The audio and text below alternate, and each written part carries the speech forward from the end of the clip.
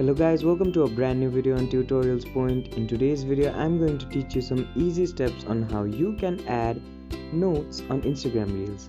Now, firstly, to add a note on Instagram Reels, make sure that your device is connected to the internet and then open up Instagram on your device. After you open up Instagram on your device, go to a reel and find it to add a note on it.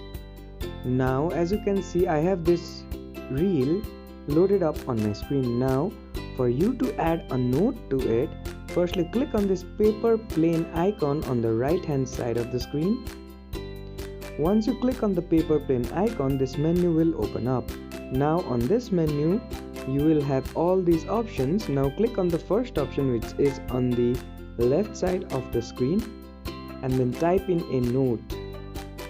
And once you click on share, the note will be added to the reel and your friends will see the note when the reel pops up on their screen.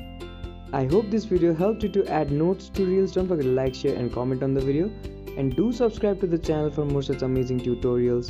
Thank you for watching.